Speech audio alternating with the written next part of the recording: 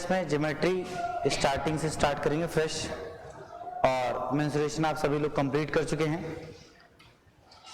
Geometry को section wise पढ़ेंगे अलग अलग, इसमें लाइन एंड एंगल्स का टॉपिक पहले, फिर उसके बाद ट्रायंगल्स, फिर उसका क्वाड्रेटर्स, फिर सर्कल्स, ऐसे करके ज्योमेट्री एंड हो जाएगी।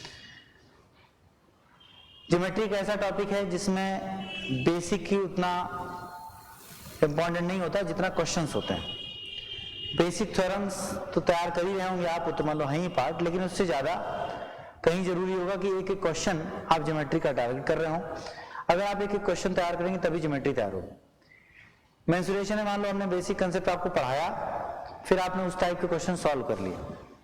ज्योमेट्री में हर नेक्स्ट क्वेश्चन अपने आप में एक नई बात लेके आएगा, कुछ फॉर्म्ड क्वेश्चन को छोड़ करके। कुछ फॉर्म्ड क्वेश्चन होंगे जो ऑलरेडी फॉर्म होंगे, उनको छोड़ के दिया जाए। बाकी क्वेश्चंस, हर डिफरेंट क्वेश्चन अपने आप डिफरेंट लैंग्वेज लेके आता है, डिफरेंट थ्योरम तरीके से यूज हो रही होती है, उनको डिफरेंट तरीके से देखा जा रहा होता है। इसलिए आप जितनी ज्यादा प्रैक्टिस, जितने बार प्रैक्टिस करेंगे, उतना ही आप यूज टू हो पाएंगे ज्योमेट्री के साथ। बेसिक को धीरे धीरे समझना है, उस पर क्वेश्चन डायरेक्ट बहुत कम बनते हैं, रेयरेस्ट बनते हैं उनकी डेफिनेशन के अकॉर्डिंग, लेकिन क्वेश्चन जो एक्चुअल बनेंगे वो उन्हीं सब पे डिपेंड रहेंगे, इसलिए वो कहीं ना कहीं जरूरी तो है ही। ठीक है, तो सबसे पहले इनिशियली स्टार्ट करते हैं। सबसे पहला जो टर्म है वो आपका है बिंदु या पॉइंट। बिंदु या पॉइंट क्या होता है? तो ज्योमेट्री में हर मैथमेटिकल फिगर जो बनता है वो बिंदुओं से ही मिलकर बनता है। सरल भाषा में कहें तो जो पॉइंट है वो आपका ना 2 डायमेंशनल ना 3 डायमेंशनल, 0 डायमेंशनल, कोई डायमेंशन। या आप ये कह सकते हैं कि एक ऐसी आकृति, एक ऐसी फिगर जिसमें डायमेंशंस जो हैं वो नेग्लिजिबल है। जैसे जब आप कोई लाइन बनाते हैं तो 2 डायमेंशन, लंबाई और चौड़ाई, या कोई फिगर बनाते हैं उसकी लेंथ और ब्रीथ होती, लेकिन बिंदु की अपनी कोई लंबाई चौड़ाई काउंटेबल नहीं है, सब कुछ नगण्य है। तो ये एक ऐसी आकृति है जिसमें लेंथ, ब्रीथ और हाइट नेग्लिजिबल होता है, लेकिन किसी भी मैथमेटिकल फिगर को बनाने के लिए बिंदुओं का ही इस्तेमाल किया जाता है। बिंदु सिर्फ ये नहीं है कि अगर आप एक लाइन ड्रॉ करें और उस लाइन में ये लास्ट और एंड में कह दें इनको बिंदु कहते हैं, ऐसा नहीं है। बिंदु से मिलकर ही लाइन बनती है। ठीक, तो अगर बात करें हम रेखा की या लाइन की, रेखा की या लाइन की, मतलब ये हुआ कि अगर आप इनफाइनाइट पॉइंट्स को आपस में मिलाते जाएं ऐसे, तो इस तरह बनने वाली जो आकृति होती है एक रेखा कहलाती है। ये बहुत नजदीक हो जाते हैं, इस तरह करते हुए इस तरह हम रेखा का निर्माण कर रहे होते हैं। रेखा पर आने वाले बिंदुओं की संख्या अनंत होती है, इसलिए कहा जाता है कि a point, a line have infinite points. एक रेखा पर अनंत बिंदु होते हैं। इससे किसी भाग को निकाल लिया जाए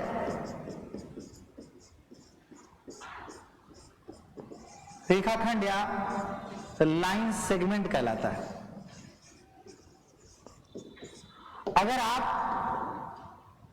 अगर आप इसमें से किसी एक निश्चित लंबाई को निकाल लें तो यहां पर ये जो बनेगा जिसकी एक निश्चित लंबाई होगी, फॉर एग्जांपल आप 1 सेंटीमीटर कह लें, तो इसको हम रेखाखंड कहेंगे। रेखा और रेखाखंड, लाइन और लाइन सेगमेंट में basic difference, line infinite length की होती है, लाइन अनंत लंबाई की होती है, जबकि रेखाखंड उसमें से निकाला गया एक छोटा सा हिस्सा है जिसकी एक निश्चित लंबाई होती है। मेरी बात आप समझ रहे हैं? रेखा के दोनों तरफ एरो इस बात को दर्शाते हैं कि वो अनंत लंबाई तक जा सकती है, जबकि रेखाखंड के दोनों तरफ एंड पॉइंट्स होते हैं जो उसको ब्लॉक कर रहे होते हैं कि इसकी लंबाई यहीं निश्चित हो रही है, ये यहीं एंड हो रही है। ये रेखाखंड होता है। मेरी बात आप सिंपली समझ रहे हैं? तो रेखा और रेखाखंड में बेसिक अंतर आप समझ गए होंगे। और आगे बढ़ते हैं। रे या किरण, जब किसी ऑरिजिनेशन पॉइंट निश्चित से एक ऐसी रेखा की स्थिति बने जो अपने आप में अनंत लंबाई तक जा सकती हो, इसको रे कहते हैं।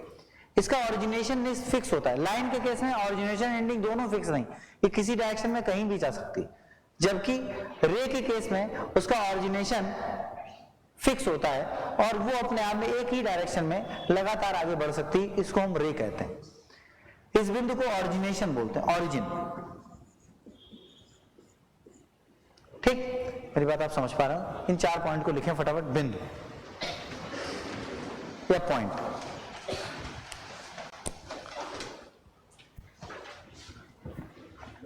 Point is a geometrical figure with negligible length and breadth. बिंदु एक ऐसी ज्यामितीय आकृति है जिसकी लंबाई और चौड़ाई नगण्य होती है। बिंदु एक ऐसी ज्यामितीय आकृति है जिसकी लंबाई और चौड़ाई नगण्य होती है। Point is a geometrical figure with negligible length and breadth, जिसकी लंबाई और चौड़ाई नगण्य होती है। negligible length and breadth, figure जैसा कुछ है नहीं, आप ध्यान रखिए। अगली लाइन, रेखा। अनंत बिंदुओं को मिला देने पर, अनंत बिंदुओं को मिला देने पर रेखा का निर्माण होता है। By joining infinite points a line is form, a line is form so that a line has infinite points. इसलिए रेखा पर अनंत बिंदु होते हैं।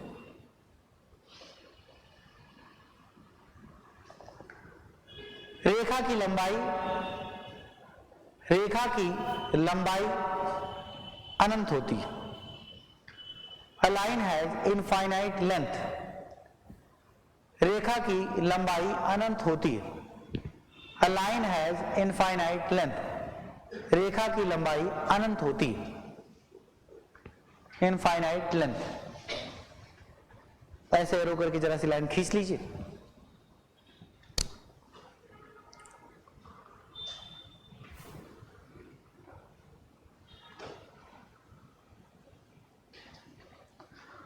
अगली आई लाइन सेगमेंट, रेखाखंड। लाइन सेगमेंट या रेखाखंड। रेखाखंड रेखा का एक भाग है। Line segment is a part of line. रेखाखंड रेखा का एक भाग है। Line segment is a part of line which have a constant distance. रेखाखंड रेखा का एक भाग है जिसकी लंबाई निश्चित होती है।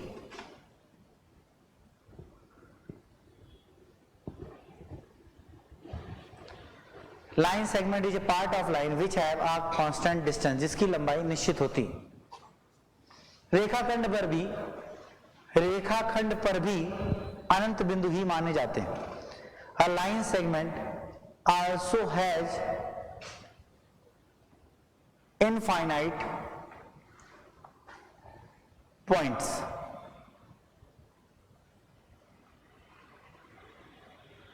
रेखाखंड पर भी अनंत बिंदु ही माने जाते हैं। A line segment also has infinite points. आगे लिखें, रे या किरण। रे या किरण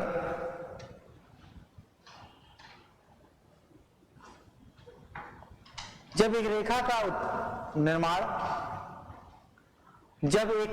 निर्माण एक निश्चित बिंदु से होता है,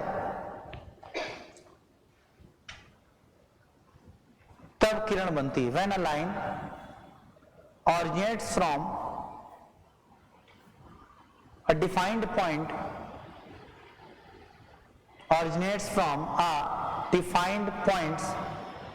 then a ray is formed. Then a ray is formed, तो एक किरण बनती है, फुल स्टॉप। लिख लिया होगा। ये चारों पॉइंट्स जो भी हमने डिफाइन पॉइंट ऑफ व्यू लिखा है, इनकी डेफिनेशन अलग अलग बुक्स में आपको अलग अलग तरीके से देखने को मिल सकती, क्योंकि कोई रटी रटाई बात नहीं है और ना ही कंपटीशन में रटी रटाई चीजों से काम चलता है, यहाँ समझ के काम चलता है। आपने चीजें समझ ली, अब आप उनको जैसे जैसे आप इंप्लीमेंट करेंगे, जरूरत करने पर यूज करेंगे, और अगर आपके सामने क्वेश्चन के फॉर्म में आता है तो आप 100% आंसर कर लेंगे, अगर आप डेफिनेशन को समझ पाए कि किस बात को वो एक्सप्लेन करना चाह रही है। क्योंकि हर क्वेश्चन के बाद आपको नई भाषा मिलेगी। एक पर्टिकुलर बात को पूछने के लिए आयोग एक साल में किसी अलग लैंग्वेज में पूछता है, अगले साल उसी बात को पूछने के लिए किसी अलग लैंग्वेज का यूज कर रहा होता है। तो ऐसा नहीं होता कि एक डिफिनेशन आप रट लें और उसी तरह के बार बार आता है, ऐसा एकेडमिक में होता है, कंपटीशन में ऐसा नहीं होता। इसलिए हमें चीजें समझनी होती और उनके अकॉर्डिंग चलना होता है। बस हमने समझा गलत ना हो, उन चीजों में हमने क्लियर अपना बहुत अच्छे से क्लियर किया हो, बस इतना जरूरी है। ठीक है, आगे बढ़ते हैं। अगला की बात आती है कोण या एंगल। ध्यान समझे, अगर एक पर्टिकुलर पॉइंट एक निश्चित बिंदु से दो रेज का निर्माण हो, फॉर्मेशन हो, मतलब एक निश्चित बिंदु से एटलीस्ट 2 रेज निकले, बने, तो ऐसी कंडीशन में ये जो फिगर आपके सामने बन के तैयार होता है, इसको एंगल या कोण कहते हैं। When 2 rays originates from a common point, then an angle is formed, तब एक कोण का निर्माण होता है, तब एक कोण बनता है, एंगल बनता है।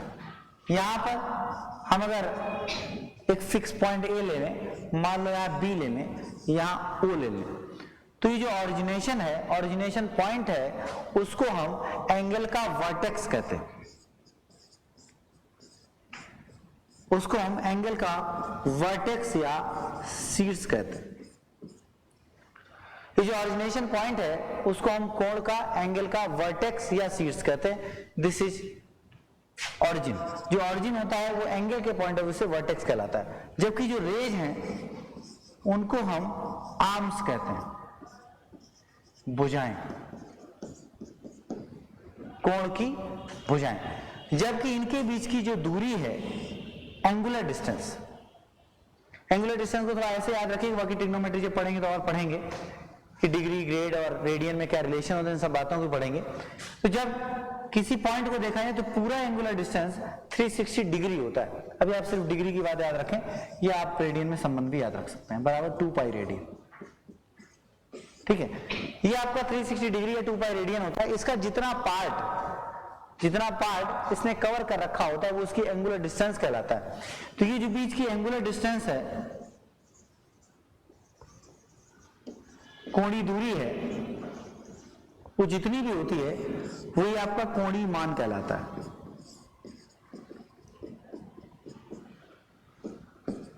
कहते हैं ये 60 डिग्री का एंगल है, ये 40 डिग्री का एंगल है, इसलिए कहते हैं कि उसकी अपनी एंगुलर डिस्टेंस 40 डिग्री की होती। अब डिग्री और रेडियन क्या होता है, हम ये बात समझ रहे हैं कि पूरा सर्कल का जो एंगल बनता है वो आपका 2 पाई रेडियन या 360 डिग्री बनता है।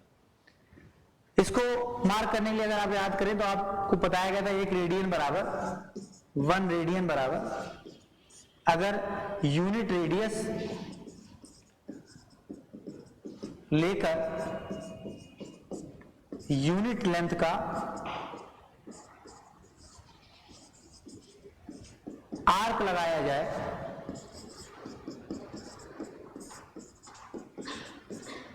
तो केंद्र पर 1 रेडियन बनता है। अगर यूनिट रेडियस लेकर यूनिट लेंथ का आर्क लगाया जाए तो 1 रेडियन एंगल फॉर्म होता है।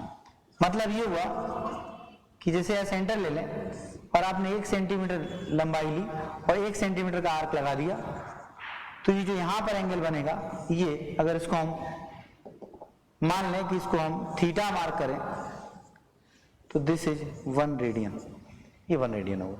अगर यूनिट लेंथ लेकर 1 सेंटीमीटर 1 मीटर जो भी हो, उतनी ही लेंथ लेकर उतनी ही लंबाई का आर्क लगाया जाए तो केंद्र पर जो एंगल बनेगा दैट इज 1 रेडियन, वो 1 रेडियन होगा। ठीक, इसी तरह जरूरत के अकॉर्डिंग हम 2 पाई रेडियन है जितना भी जरूरत होगा उसको निकाल लेंगे। तो ये कोणीय दूरी की बात हो। इसके अगर टाइप्स ऑफ एंगल की बात करेंगे इतना लिखे पहले, लिखें। जब दो किरणों का उत्थान, जब दो किरणों की उत्पत्ति एक ही बिंदु से हो, जब दो किरणों की उत्पत्ति एक ही बिंदु से हो, when two rays originates from a common point, originates from a common point, एक ही बिंदु से हो, तो कोण का निर्माण होता है, तो कोण का निर्माण होता है। when two rays originates from a common point, then a angle is formed, तो एक कोण का निर्माण होता है, तो एक कोण का निर्माण होता है। उत्थान बिंदु या ओरिजिनेशन पॉइंट को कोण का शीर्ष, उत्थान बिंदु को कोण का शीर्ष, origination point, when two rays originate from a common point, an angle is formed. Origination point is known as vertex, whereas the rays are known as arms of the angle. उत्थान बिंदु को कोण का शीर्ष, जबकि किरणों को कोण की भुजाएं कहते हैं, जबकि किरणों को कोण की भुजाएं कहते हैं।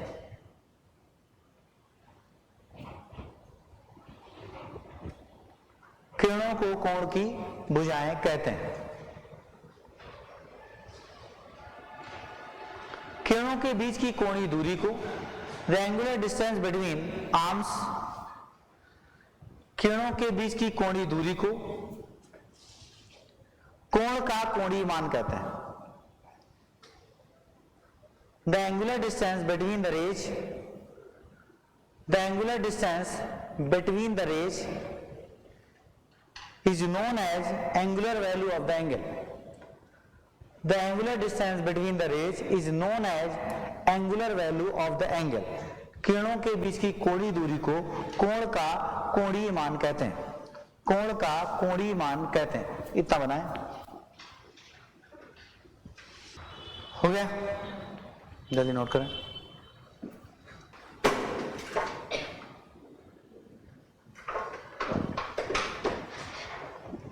पढ़ते हैं आगे। जिस एंगल के बारे में पढ़ लिया तो इसके बाद अगला केस आता है टाइप्स ऑफ एंगल का, जिसमें सबसे पहले मैं वर्टिकली अपोजिट एंगल की बात करता हूं। शीर्षाभिमुख कोण, अभी बहुत इजी चीजें आप पढ़ेंगे लाइन एंगल्स में, जैसे जैसे आगे बढ़ेंगे वैसे वैसे लेवल बढ़ता जाएगा। शीर्षाभिमुख कोण, वर्टिकली अपोजिट एंगल। अगर वर्टिकली अपोजिट एंगल शीर्षाभिमुख कोणों की बात करें तो ये क्या होते हैं, आप डाल चुके होंगे, टाइप्स ऑफ एंगल डाल दीजिए। ध्यान में, अगर कोई टू लाइंस, लाइन हम पीछे पढ़ चुके हैं, हर टर्म जिसको हमें समझना है उसको हम पहले से दिमाग में रखें, पहले हम समझ भी चुके हैं। अगर टू लाइंस एक दूसरे को ऐसे इंटरसेक्ट कर जाए एक पॉइंट पर, ये आपका मतलब पॉइंट ए हो गया, ये आपका पॉइंट ओ हो गया, ये आप ए मान लें, ये मान लो आप बी मान लें, ए सी और ये डी। तो ऐसी कंडीशन में यहां पर ये जो आपके सामने बन के तैयार होंगे वो एंगल्स वर्टिकली अपोजिट एंगल कहलाएंगे, उनके वर्टेक्स अपोजिट होंगे। देखिए इसका वर्टेक्स अपने आप में इस तरफ है और इसका वर्टेक्स इस तरफ है, इसी तरह इसको वर्टिकली अपोजिट एंगल बोलते हैं। लेकिन ये सिर्फ तब फॉर्म होते हैं जब टू स्ट्रेट लाइन एक दूसरे को सिंपली इंटरसेक्ट कर जाएं। ठीक, तो यहां पर angle AOB is always equal to angle BOD। जो AOB होगा और जो BOD एंगल होंगे वो आपस में इक्वल होंगे। These are the vertically opposite angle, शीर्षाभिमुख कोण। AOC एंड BOD इनको वर्टिकली अपोजिट एंगल कहेंगे। एंड इसी तरह से यहां पर एंगल AOD इक्वल होगा एंगल BOC, एंगल BOC के। This is also vertically opposite angle, शीर्षाभिमुख कोण। मेरी बात आप समझ रहे हैं? तो अगर ये आपके शीर्षाभिमुख कोण है, वर्टिकली अपोजिट एंगल है, AOC एंड BOD, इनको हम शीर्षाभिमुख कोण कहते हैं। आप मेरी बात समझ गए होंगे कैसे फॉर्म होते हैं। इसी तरह से अगली केस आता है एडजेसेंट एंगल।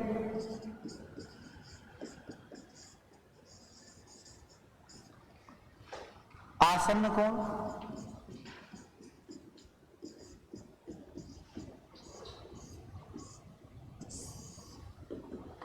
आसन्न कोण की बात की जाए तो ऐसी कंडीशन में ऐसे कोणों को आसन्न कोण कहते हैं जब दो एंगल की फॉर्मेशन इस तरह हो कि उनका वर्टेक्स कॉमन हो और वन आर्म कॉमन हो। जैसे ए ओ बी ये एंगल था, यहां पर एक ऐसे पॉइंट मिल गया तो angle A O B AOC sorry and angle BOC and angle BOC, these are adjacent angle। क्या लॉजिक बेस क्या है? ऐसे दो एंगल्स जिनमें वर्टेक्स कॉमन हो, वन आर्म कॉमन हो। दो इंपॉर्टेंट बात है, पहली बात वर्टेक्स कॉमन हो and one arm is common और उनकी एक भुजा कॉमन हो and the uncommon arms are the either side of common arm, और जो उसकी उभयनिष्ठ ना होने वाली भुजाएं हैं, नॉन कॉमन जो आर्म्स हैं जैसे ये और ये कॉमन नहीं है, वो आपके कॉमन आर्म उभयनिष्ठ भुजा के इधर उधर होनी चाहिए। क्या कंडीशन? पहली condition one arm is common, ठीक है मिल गई। One arm is common, vertex is common, तो उनका शीर्ष भी उभयनिष्ठ होना चाहिए और अनकॉमन आर्म्स जो उभयनिष्ठ ना होने वाली भुजाएं हैं वो आपकी कॉमन आर्म के इधर उधर होनी चाहिए। They are on the either side of common arm. तो ऐसे कोणों को आसन्न कोण कहा जाता है। ठीक, तो कोणों के दो टाइप हुए। अब इसको आगे लिखिए, देखिए टाइप्स ऑफ एंगल। पहला वर्टिकली अपोजिट एंगल, शीर्षाभिमुख कोण। अभी जो ज्योमेट्री आप पढ़ते हो मैं कई बार बोल चुका, बहुत इजी, लाइन एंड एंगल्स अपने आप में इजी है। ठीक है, क्वेश्चंस में जो थोड़ा बहुत सीखने को मिलेगा अलग बात है, लेकिन बेसिक पॉइंट ऑफ व्यू से बहुत इजी। जैसे ट्रायंगल्स में एंटर करेंगे तो फिर ये चीजें थोड़ी सी लेवल में उठेंगी। ठीक, वर्टिकली पहला टाइप है वर्टिकली अपोजिट एंगल, शीर्षाभिमुख कोण। लेकिन जब दो सरल रेखाएं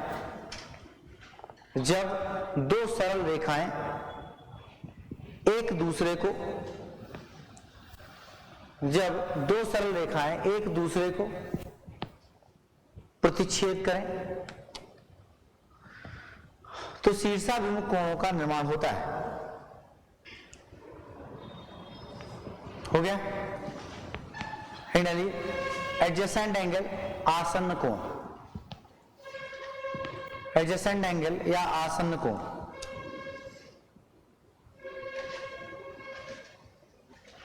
लिखें,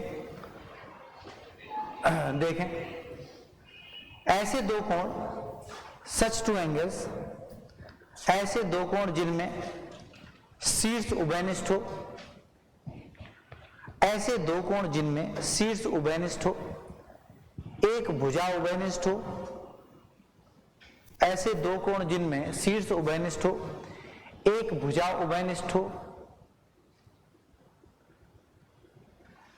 और such two angles in which vertex is common, one arm is common and और उभयनिष्ठ ना होने वाली भुजाएं उभयनिष्ठ भुजा के इधर उधर होनी चाहिए। Such two angles in which vertex is common, one arm is common and uncommon lies on the either side and uncommon arms lies on the either side of common arm।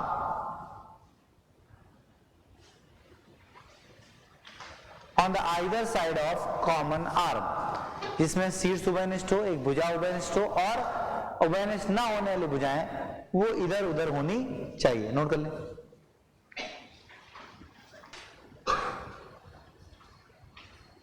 ठीक, तो टाइप्स ऑफ एंगल की अगली ये बात हुई। आगे बढ़ते हैं। देखिए, अगर दो पैरेलल लाइंस जाती हैं और एक तीसरी तिर्यक रेखा उन्हें काटती है, इसी को ट्रांसवर्स फॉर्मेशन बोलते हैं। इसमें अलग अलग टाइप के एंगल्स बनते हैं जिनमें आपस में रिलेशन भी होता है। ध्यान समझें, बड़ी सरल सी बात है। अगर दो पैरेलल लाइंस जाती हैं और उन्हें एक तिर्यक रेखा प्रतिच्छेद करे तो इस कंडीशन में यहाँ पर अलग अलग तरीके से एंगल बनते नजर आ रहे हैं, जिन्हें वर्टिकली अपोजिट होना और वो सारे रिलेशन अलग बात है, लेकिन इनमें ऑल्टरनेट और करस्पॉन्डिंग का केस मिलता है। जैसे अगर इस एंगल को थीटा कहें तो ये एंगल थीटा होगा, अगर मैं इस एंगल को फाई कहूं तो ये एंगल फाई होगा। इसी तरह से इस एंगल को अगर अल्फा कहा जाए तो ये एंगल अल्फा होगा, इस वाले एंगल को बीटा कहा जाए तो ये वाला एंगल बीटा होगा।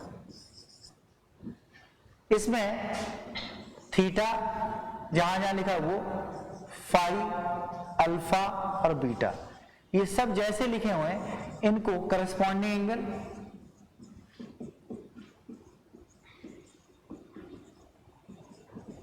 करस्पॉन्डिंग एंगल या संगत कोण कहते हैं। मतलब इनकी फॉर्मेशन एक जैसी होती है। आपको दिख भी रहा होगा कि अगर ये पैरेलल है, समांतर है, तो अपने आप ये दोनों बराबर बनेंगे ही बनेंगे। क्यों? क्योंकि वो एक जैसे बनते हैं। इनको हम संगत कोण बोलते हैं, करस्पॉन्डिंग एंगल बोलते हैं। और बात यह है कि करस्पॉन्डिंग एंगल आपस में कैसे होते हैं? इक्वल होते हैं। ये ट्रांसफर फॉर्मेशन का पहला केस हुआ।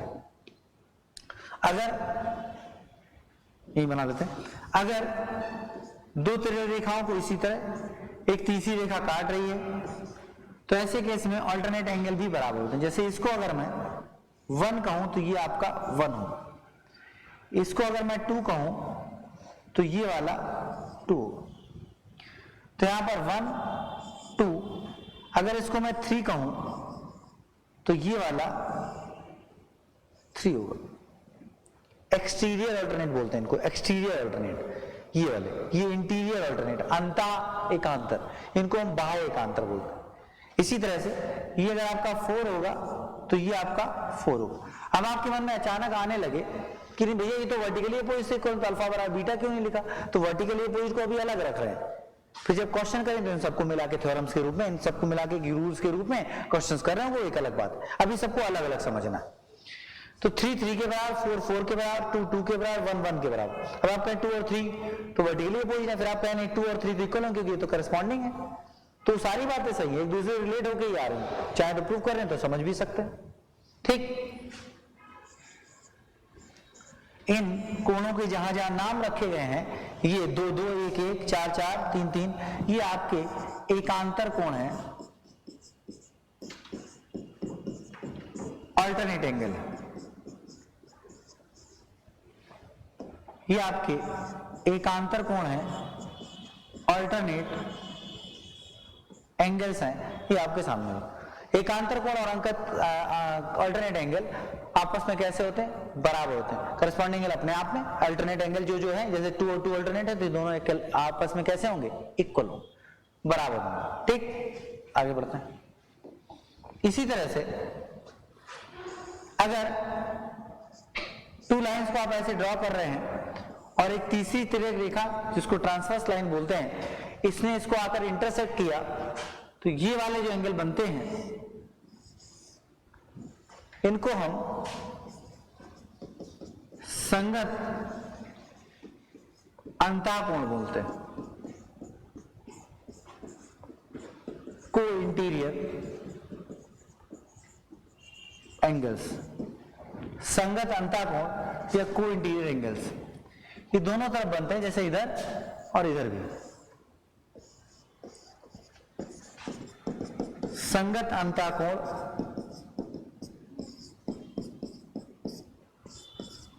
को इंटीरियर एंगल्स। इंपॉर्टेंट बात यह है कि इनका जो सम होता है वो 180 डिग्री होता है। जैसे इसको अगर हम अल्फा कहें तो इसको भी बीटा कहें, तो अल्फा प्लस बीटा जो होगा वो हमेशा कितना डिग्री होगा? 180 डिग्री होगा। को इंटीरियर एंगल का जो सम होता है वो हमेशा 180 डिग्री होता है। स्ट्रेट लाइन के नियम से ये सब बातें प्रूव भी हो सकती हैं, लेकिन यहाँ ऐसी प्रूवमेंट जैसी जरूरत नहीं है, इसलिए प्रूवमेंट की बात नहीं कर रहे। नहीं तो हर छोटे छोटे पॉइंट्स के भी प्रूवमेंट हम आपको कराएंगे ज्योमेट्री में, तभी आपको कॉन्फिडेंस ज्योमेट्री में आएगा। लेकिन यहाँ प्रूवमेंट करने में आपको बोरिंग और महसूस होने लगेगा। तो ये चीजें आपके लिए बहुत ईजी हैं और ऑलरेडी आपको समझ में आ रही हैं, जनरल भी हैं। आप खुद प्रूव करना चाहते हैं तो खुद भी समझ सकते हैं कि स्ट्रेट लाइन है, ये स्ट्रेट लाइन ये इसके करस्पॉन्डिंग थी, यहाँ स्ट्रेट लाइन बन रही थी, इनका योग अपने आप 180 हो रहा होगा, ठीक। तो बाकी आप ट्रायंगल से पहुंचेंगे, छोटी छोटी बातों में इंप्रूवमेंट किए भी जाएंगे। इसके बाद अगली बात ये आती है कि अगर आप 2 की जगह 3 समांतर रेखाएं ले लें, अगर आप 2 की जगह 3 समांतर रेखाएं ले लें तो ऐसी कंडीशन में एक ट्रांसवर्स लाइन ड्रॉ करें और एक दूसरी भी ट्रांसवर्स लाइन अगर ड्रॉ करते हैं तो, ठीक। इस बात को हम लोग थेल्स थ्योरम से प्रूव करेंगे जब हम लोग ट्रायंगल में सिमिलरिटी पढ़ेंगे, ठीक। लेकिन अभी आप उसको ऐसे याद रखिएगा। यहां पर अगर आपका ये A:B रेशियो होता है, मतलब अगर मैं इसको कहूं कि ये पॉइंट है, ये B पॉइंट है और ये C पॉइंट है, तो हम ये कह सकते हैं इफ AB:BC बराबर A:B है, तो इसको आप मान लीजिए HGP ले लें, तो सो HG ratio GP that will always A:B, वो हमेशा A:B होगा। जो अनुपात इनमें होगा वही अनुपात इनमें होगा। तो आप ऐसा कर सकते हैं कि अगर कभी मान लो इफ AB बराबर BC हो जाए, आपको मिले कि AB जो है वो BC के बराबर है, तो तब या देन, यहां पे देन लिखेंगे, सो हटा देंगे, तब जो HG होगा वो बराबर हो जाएगा GP के, तो ये वाले भाग भी आपस में बराबर होंगे। ये सिर्फ 2 के ही केस में नहीं होता, ये 2 से अधिक के केस में भी होता है। ऐसे और ऐसे कोई भी तिरक रेखाएं, अगर मान लो ये X ratio Y ratio Z ratio W है, तो इसमें भी देन इस वाले में भी X ratio Y ratio Z ratio W ही होगा। रेशियो, लेंथ नहीं, अनुपात, ठीक है। इक्वलिटी नहीं, प्रोपोर्शनलिटी, ठीक। तो अगर यहां पर अनुपात इक्वल मिलता है, ये कितने भी भाग हो जाएं, एक रेखा के साथ जो नेचर हुआ होगा वही बाकी रेखाओं के साथ भी ऑटोमेटिकली हो रहा होगा। बात समझ पा रहे? किसी को कोई दिक्कत समस्या? ठीक। फाइनली ट्रांसवर्स फॉर्मेशन, इसमें कोणों के नाम है और उनको उसी के अकॉर्डिंग समझना है। ट्रांसवर्स फॉर्मेशन, तिर्यक स्थिति,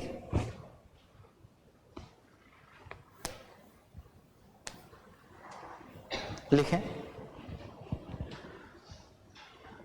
जब दो समांतर रेखाओं को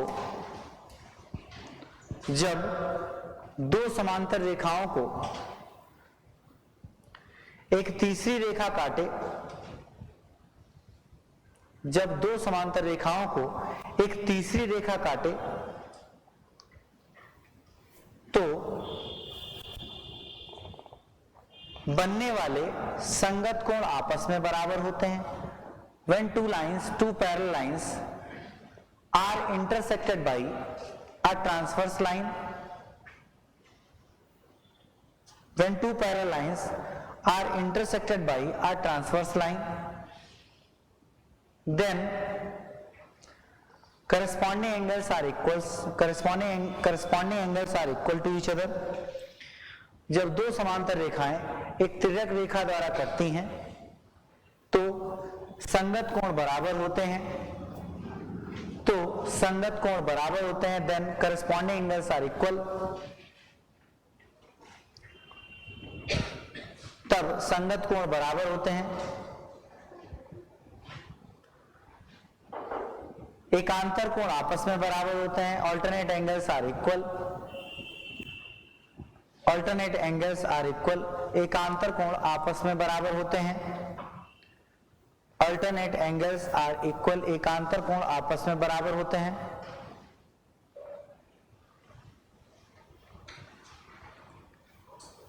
संगत अंतःकोणों का योग 180 अंश होता है।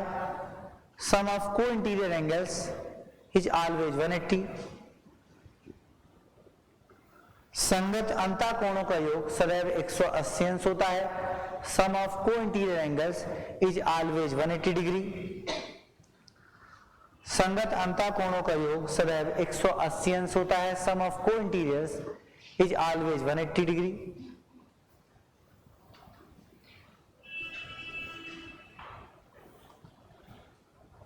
संगत अंतःकोणों का योग सदैव 180 अंश होता है। ठीक, अब ये लिखना शुरू करिए, फिर आपके ट्रांसवर्स अनुपातिक वाली बात लिखाते हैं।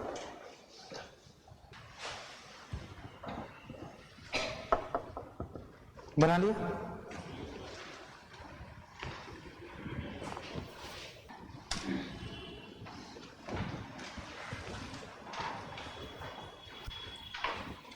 देखिए, 3 या अधिक समांतर रेखाओं को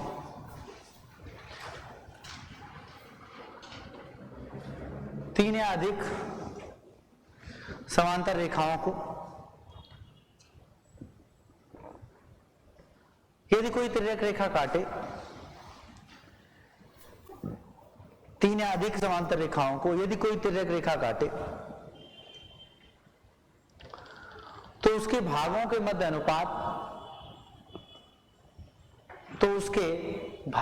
मध्य अनुपात सदैव दूसरी तिर्यक रेखा के भागों के मध्य अनुपात के बराबर होता है। If three or more parallel lines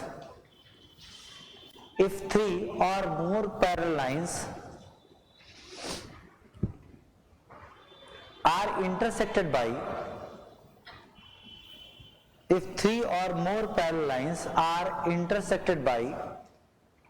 a transverse line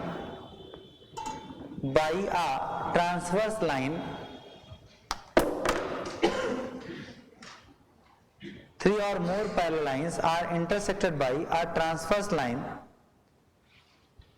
then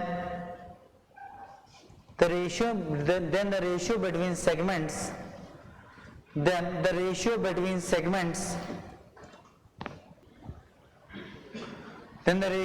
segments is always equals to the ratio between the other transverse line. एक रेखा का अंतःखंडों में अनुपात दूसरी तिर्यक रेखा के अंतःखंडों में अनुपात के बराबर होता है, ऑलवेज इक्वल होता है। ठीक, फटाक से फिगर मान लीजिए, आधी चीजें सिर्फ क्लियर हो जाएंगी।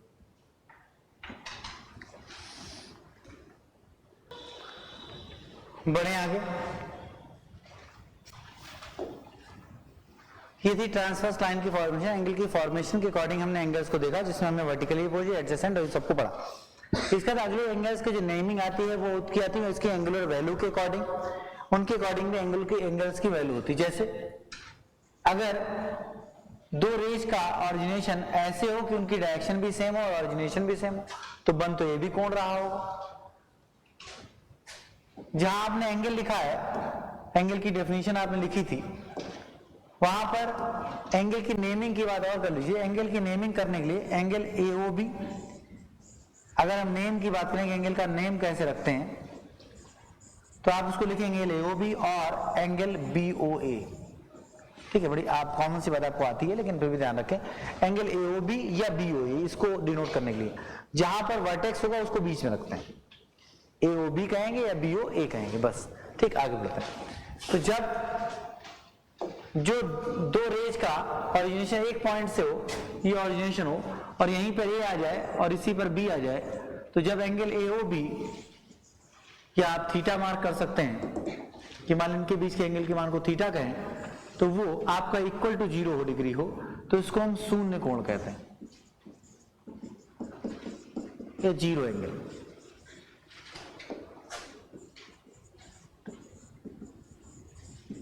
इसको हम शून्य कोण या जीरो एंगल कहते हैं। ठीक, जब टू रेज का ऑरिजिनेशन ऐसे हो कि उनके बीच में जो एंगल बने थीटा, उसकी वैल्यू 0 से तो ग्रेटर हो लेकिन लेस देन 90 हो, तो ऐसे कोण को न्यून कोण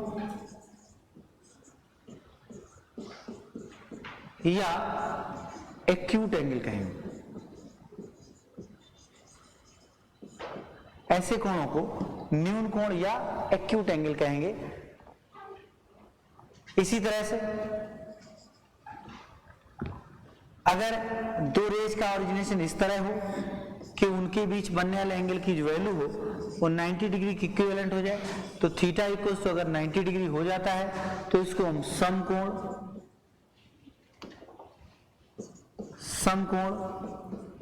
या राइट एंगल कहेंगे।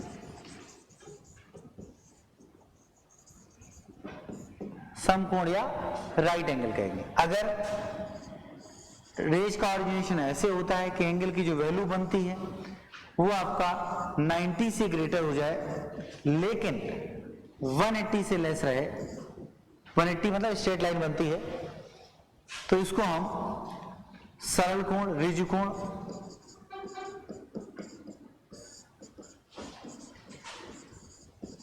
रिज कोण या स्ट्रेट एंगल कहते हैं।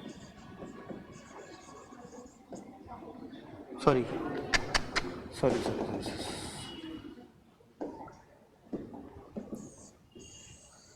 इसको हम ऑब्ट्यूज एंगल या अधिक कोण कहते हैं। अधिक कोण या ऑब्ट्यूज एंगल कहते हैं। ठीक, इसी तरह से अगर दो रेज का ऑरिजिनेशन ऐसा हो कि उनकी डायरेक्शन अपोजिट हो तो इस तरह बनने वाले एंगल को 180 डिग्री बनता है। इसको हम अगर थीटा की वैल्यू 180 के इक्विवेलेंट हो तो इसको हम रिज कोण या स्ट्रेट एंगल कहते हैं।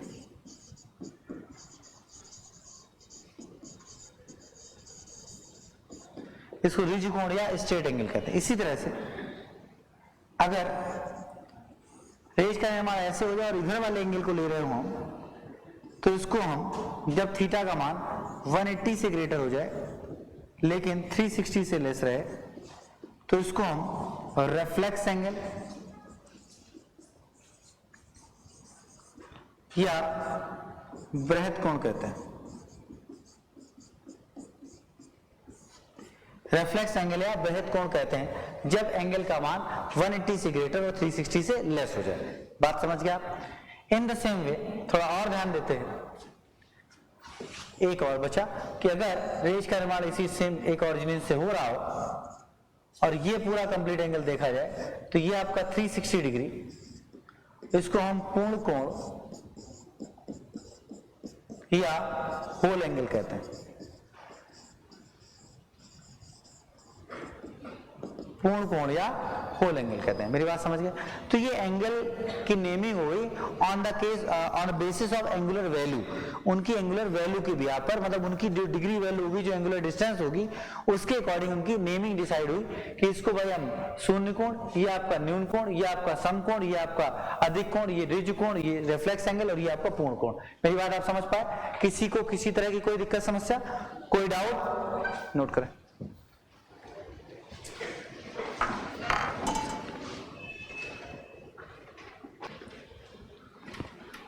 नोट कर लिया?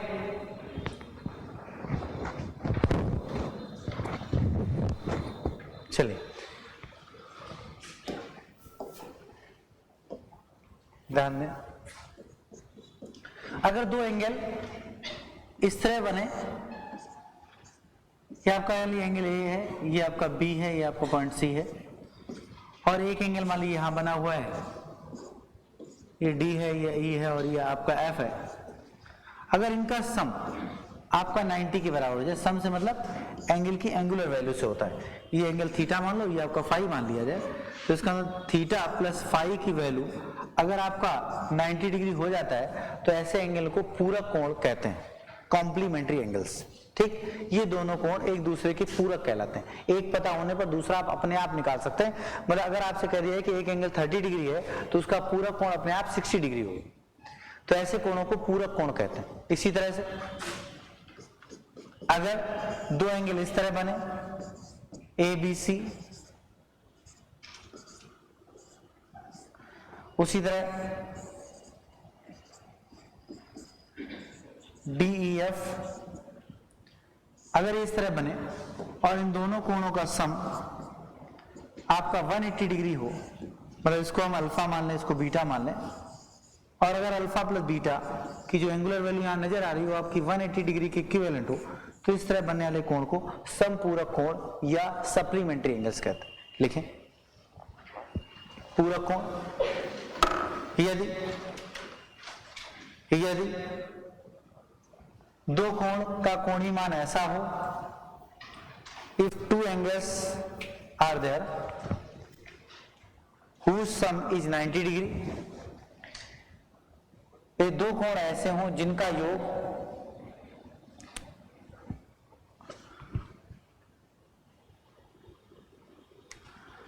जिनका योग 90 अंश हो तो उन्हें पूरक कोण कहते हैं। ऐसे दो कोण जिनका योग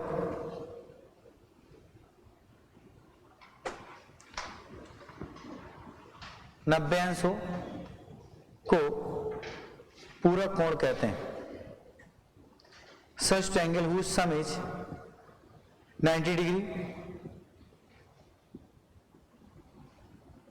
is known as complementary angles। जैसे चाहे वैसे लिखने की बात। फिर आगे लिखें ऐसे दो कोण जिनका योग ऐसे दो कोण जिनका योग 180 अंश हो। Such two angles whose sum is 180 degree known as supplementary angles। ऐसे दो कोण जिनका योग 180 अंश हो को समपूरक कोण कहते हैं। जिनका योग 180 अंश हो को समपूरक कोण कहते हैं। दूसरा फिगर बना लो।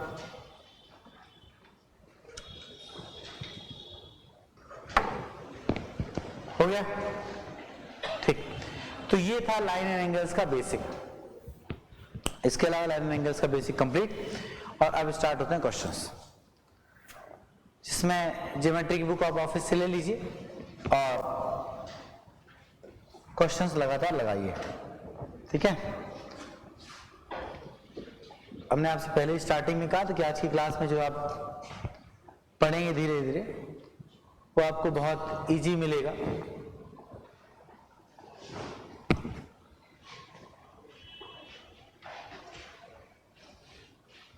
चलो सोचना शुरू करो, जो आज पढ़ा है उसी पे क्वेश्चंस।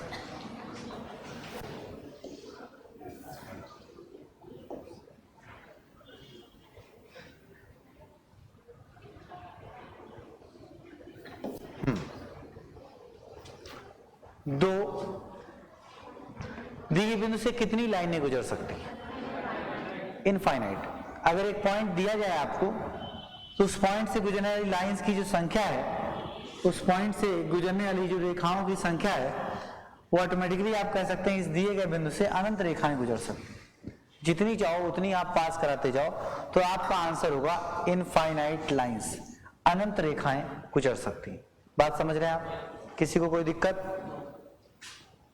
आगे बढ़ो, चलो आंसर करो, सोचो।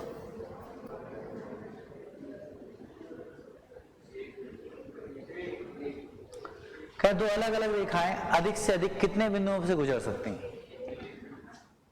कह रहा है कि in how many points can be distinct lines are most interact.